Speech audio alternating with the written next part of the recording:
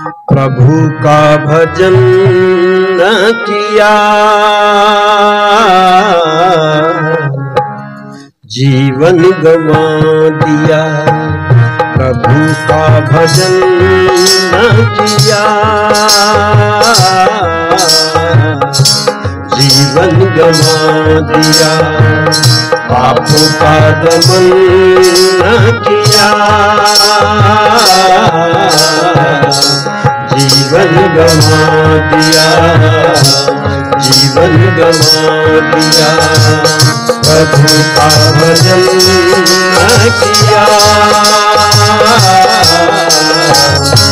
जीवन गंवा दिया, जीवन गंवा दिया।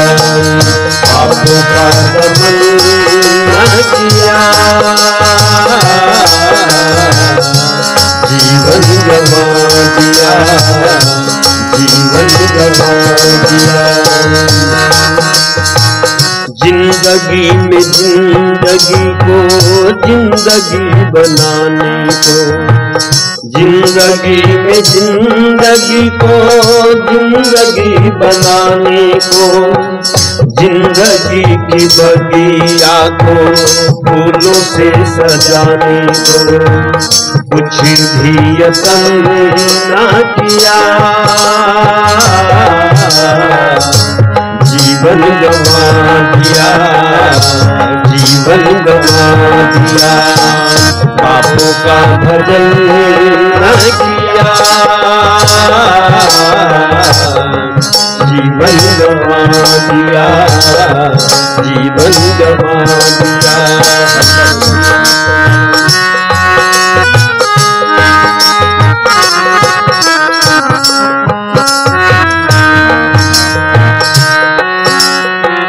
विषयों की विषय भरी पी पी के प्यालियां, विषयों की विषय भरी पी पी के प्यालियां। उम्र भर सजाता रहा नर्क की नालियां, शुद्ध आचरण न किया, जीवन गंवा दिया, जीवन गंवा दिया। प्रभु का भजन न किया, जीवन गंवा दिया, जीवन गंवा दिया। पाप का दमन न किया, जीवन गंवा दिया, कहाँ से तू आया है और कहाँ को तू जाएगा, कहाँ से तू आया है और कहाँ को तू जाएगा। कौन तुझे बेमोल रास्ता बताएगा, इस पर मनन न किया, जीवन गंवा दिया, जीवन गंवा दिया। प्रभु का भजन न किया, जीवन गंवा दिया, जीवन गंवा दिया। पाप का दमन न किया, जीवन गंवा दिया, जीवन गंवा दिया। हमारे ऋषियों ने 5 यज्ञ करने का विधान किया। सबसे पहला यज्ञ है ब्रह्म यज्ञ, जिसको हम संध्या भी कहते हैं। लेकिन कुछ लोग कहते हैं आर्य समाजी तो ईश्वर को ही नहीं मानते। ये भ्रांति लोगों में फैली हुई है। पर ध्यान रखना, ईश्वर को यदि मानते हैं तो केवल आर्य समाजी ही मानते हैं, दूसरे लोग ईश्वर को नहीं मानते। आप कहेंगे दूसरे लोग किसको मानते हैं? वो महापुरुषों को मानते हैं, वो ईश्वर को नहीं मानते। आप कहेंगे महापुरुषों में और ईश्वर में क्या अंतर है? परमात्मा तो वो है, मैंने कल चर्चा की थी, जिसने सारे विश्व को बनाया है। और महापुरुष जो अच्छे काम करने वाले हैं संसार में, उनको हम महापुरुष कहते हैं। उनके जीवन से प्रेरणा हम लेने का प्रयत्न करते हैं तो हम उनको मानते हैं। अच्छा, मैं आपसे पूछना चाहता हूं, वाल्मीकि जो थे वो भगवान थे या भगवान के भक्त थे? भगवान के भक्त थे। रविदास भगवान थे या भगवान के भक्त थे? साईं बाबा भगवान थे या भगवान के भक्त थे? हनुमान जी भगवान थे या भगवान के भक्त थे? आप सब उनको भक्त मान रहे हैं। और आज मंदिर किनके बना रहे हैं लोग? हनुमान जी का, रविदास जी का, वाल्मीकि जी का, साईं बाबा का। पता चला तो हमने भगवान को माना या भक्त को माना? जरा विचार करना। परमात्मा तो एक ही है जो सारे विश्व को चलाने वाला है। मैंने मॉरिशस में पूछा, हमने कहा हमारे यहाँ सूरज पूरब से निकलता है, यहाँ तो पश्चिम से निकलता होगा। कह लगे नहीं, यहाँ भी पूरब से ही निकलता है। पाकिस्तान में पूछो, वो तो उल्टा ही चलते हैं, भारत जैसा करेगा उससे उल्टा करना है। उनसे भी पूछो सूरज पूरब में निकलता है या पश्चिम में, तो कहेंगे पूरब में निकलता है। ये पूरा विश्व मानता है। पता चला परमात्मा एक है तो उसकी व्यवस्था भी एक जैसी ही है। आप देखना। अच्छा, भारत के अंदर मनुष्य के 2 हाथ हैं, तो पाकिस्तान में भी 2 ही हैं या 4 हैं? वहां भी 2 ही हैं। पूरे विश्व में आप देखो, जैसी व्यवस्था यहां ऐसी वहां पर है। इसलिए मानना पड़ेगा उस परमात्मा की उपासना क्यों करें, ये प्रश्न पैदा होता है। वैसे तो 15 दिन केवल एक ही विषय पर हम बोलते हैं, ईश्वर उपासना क्यों करें, क्या मिलेगा ईश्वर की उपासना करें। पर ऋषि दान जी महाराज संध्या के अंदर मंत्र देते हैं। हम जल को हाथ में लेते हैं और प्रार्थना करते हैं, शन्नो देवी रभिष्टय आपो भवन्तु पीतये संयो रभिस्रवन्तु। जल को हाथ में लेकर के प्रार्थना करते हैं। ध्यान रखना, जल परमात्मा को भी कहते हैं। सत्यार्थ प्रकाश को पढ़ोगे तो बात समझ में आ जाएगी। पहले समोल्लास में ऋषि दान जी महाराज लिखते हैं, जल परमात्मा को भी कहते हैं और जल पानी को भी कहते हैं। अब पानी को हाथ में लेकर के उसको भी हम जल कह रहे हैं और परमात्मा रूपी जल से प्रार्थना करते हैं। और क्या प्रार्थना करते हैं? तो पहले परमात्मा के गुण ऋषि दान जी महाराज लिखते हैं, सबका प्रकाशक। परमात्मा कैसा है? ये जितने भी लोकांतर हमको दिखाई दे रहे हैं, सबको प्रकाशित करने वाला है। प्रकाशित का मतलब ये नहीं कि रोशनी देने वाला है, रोशनी भी देता है, पर सबको बनाने वाला है। जहां पुस्तक छपती हैं तो उनको क्या कहते हैं? प्रकाशक। पता चला वो प्रकाशक हैं। वो जो ज्ञान है लोगों के अंदर उसको प्रकाशित कर रहे हैं। ऐसे ही परमात्मा भी संसार के पदार्थों को क्या करता है? प्रकाशित करता है। तो लिखते हैं प्रकाशक और सबको आनंद देने वाला। वह परमात्मा कैसा है? क्या देता है? आनंद देने वाला है। वह सर्वव्यापक ईश्वर अभिष्टय। अब यह 2 शब्द जुड़े हुए हैं इसमें। हम यज्ञ पंडित जी ने कराया तो उसमें जब अग्नि प्रदीप्त कराई तो कौन सा मंत्र बोलते हैं? उद्बुद्ध स्वाग्ने प्रति जाग्रही त्वमिष्टा पूर्ति संसृजे था मयम च। अब इसमें आया है इष्ट और आपूर्त। 2 प्रकार की प्रार्थना हम करते हैं। एक तो ईश्वर को प्राप्त करने की इच्छा करते हैं और दूसरा आपूर्त, जिनके द्वारा हमारा जीवन चलता है उनको आपूर्त कहते हैं। अब देखो, कुआं बनाना, बगीचे बनाना, ये जो साधन हैं हमारे, इनको हम क्या कहते हैं? आपूर्त कहते हैं। इसलिए दोनों प्रकार की इच्छाएं हम रखते हैं, परमात्मा से प्रार्थना करते हैं। इष्ट और आपूर्त, ये दोनों मनोवांछित आनंद के लिए हम आपसे प्रार्थना करते हैं। और पीते पूर्ण आनंद की प्राप्ति के लिए परमात्मा की उपासना क्यों करें? पूर्ण आनंद की प्राप्ति के लिए। ध्यान रखना, धन तो डाकू भी कमा लेता है और डॉक्टर भी कमा लेता है। धन तो सब कमा सकते हैं, पर क्या आनंद सबको मिल जाता है? आनंद सबको नहीं मिलता। अच्छा, किसान ज्यादा कमाता है या डाकू ज्यादा कमाता है? जी, डाकू ज्यादा कमाता है। अभी तक मुझे कोई ऐसा किसान नहीं मिला जिसने 1 करोड़ रुपया एक बार में गिन करके देखा हो। आपको कोई मिला हो तो मुझे बता देना, मैं जोड़ लूंगा। खेती करके 1 करोड़ रुपया गिन करके देगा, जमीन बेच करके नहीं। जमीन बेच करके मैं नहीं कह रहा हूं, खेती करने के बाद 1 करोड़ रुपया एक बार में गिन करके देखा हो किसी ने, ऐसा कोई किसान नहीं मिलता। हाँ, ऐसे डाकू बहुत मिल जाएंगे। अखबार में निकला 20 करोड़ की डकैती डाली। अब 20 करोड़ गिने होंगे तभी तो पता चला 20 करोड़ की डकैती डालने वाले डाकू मिल जाते हैं। पर मैं आपसे पूछता हूं, किसान को आनंद की प्राप्ति होती है, डाकू को आनंद की प्राप्ति होती है?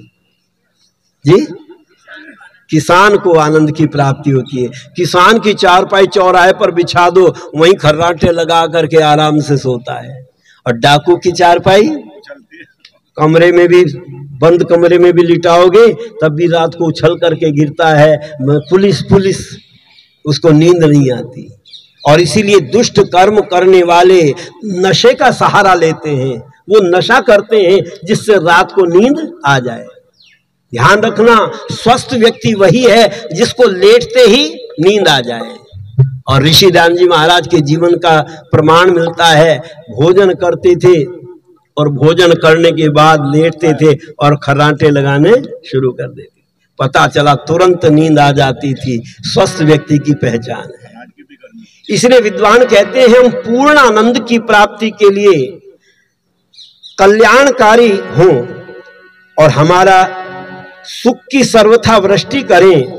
सबके भीतर व्यापक होके परिपूर्ण हो रहा है परमात्मा। उपास्य पूज देव इष्ट देव को जानो।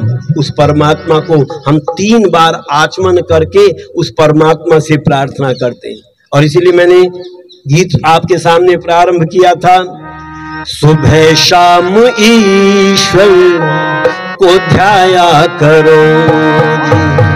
सुबह शाम ईश्वर को ध्याया करो। संध्या में मन को लगाया करो जी।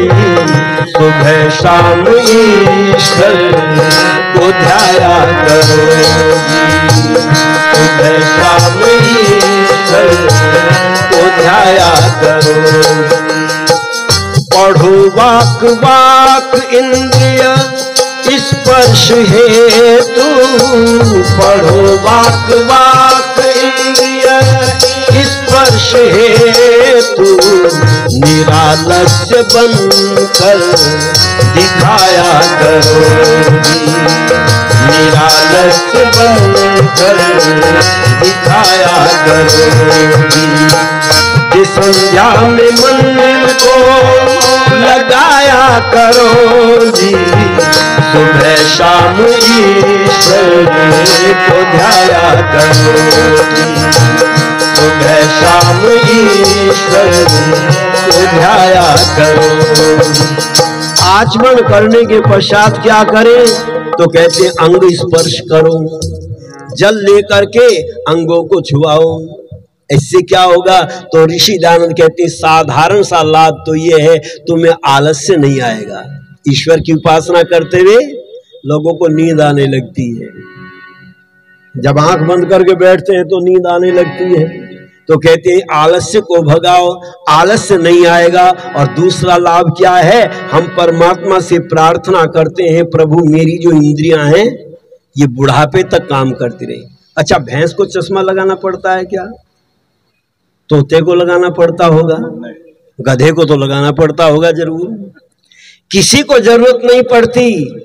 उनकी इंद्रियां बुढ़ापे तक काम करती हैं। और मनुष्य की इंद्रियां, आजकल छोटे छोटे बच्चों को चश्मा, पैदा होते ही चश्मा लगा दिया। क्यों?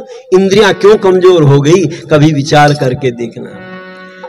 हम परमात्मा से प्रार्थना करते हैं, हे वाचस्पति, हे वागेश्वर, हे प्राणों के प्राण, प्रभु जी दो हमको वरदान, प्रभु जी दो हमको वरदान। हे वाचस्पति हे वागेश्वर हे प्राणों के प्राण, प्रभु जी दो हमको वरदान, प्रभु जी दो हमको वरदान। हे वाचस्पति हे वागेश्वर हे प्राणों के प्राण, प्रभु जी दो हमको वरदान, प्रभु जी दो हमको वरदान। वाक हमारा हो तेजस्वी, नेत्र हमारे हो तेजस्वी, वाक हमारा हो ओजस्वी, नेत्र हमारे हो तेजस्वी। श्रवण करे शुभ श्रोत्र हमारे, स्वस्थ प्राण हो प्राण तपस्वी। बाहुओं में श्रम शक्ति यश दो, मस्तिष्क में सद्ज्ञान, प्रभु जी दो हमको वरदान, प्रभु जी दो हमको वरदान। हे वाचस्पति हे वागेश्वर हे प्राणों के प्राण, प्रभु जी दो हमको वरदान, प्रभु जी दो हमको वरदान। क्या प्रार्थना करते थे? ओम वाक वाक, प्रभु मेरी वाणी वाणी रहे। पर आजकल हमारी वाणी वाणी है क्या? कभी कुछ कहते कभी कुछ कहते। पर पहले लोग जब ईश्वर की उपासना करते थे तो वो अपनी वाणी को वाणी बना करके रखते थे। इसीलिए तो प्रमाण मिलता है रामचरितमानस में, प्राण जाए पर वचन न जाए। अच्छा, उन्होंने अपने वाणी को वाणी बनाया था कि नहीं?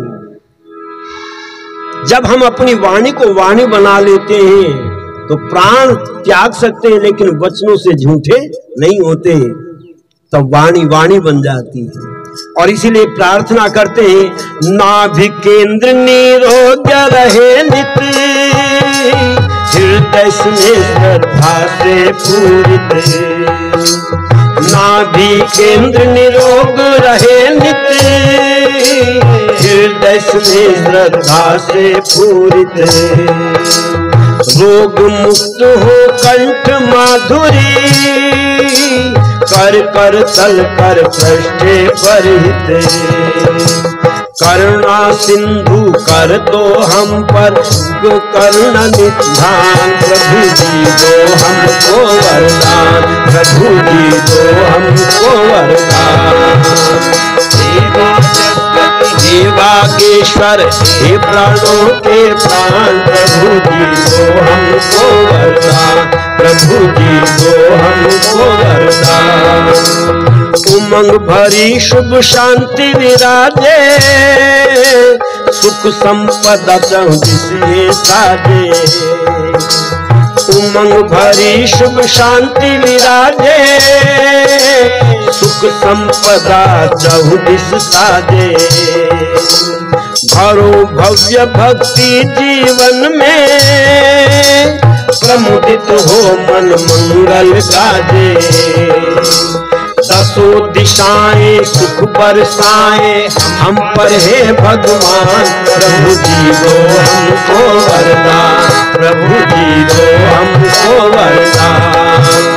हे नागेश्वर हे गणेश्वर हे प्राणों के प्राण, प्रभु जी दो हमको वरदान, प्रभु जी दो हमको वरदान।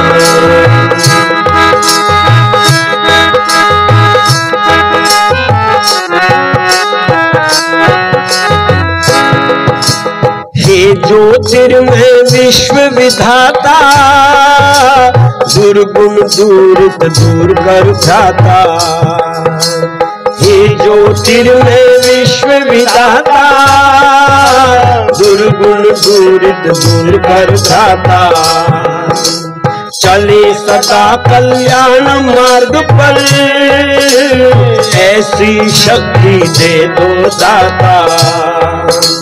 जब तक जीवन स्वस्थ रहे तन इसी पर प्राण प्रभु जी दो हमको वरदान, प्रभु जी दो हमको वरदान।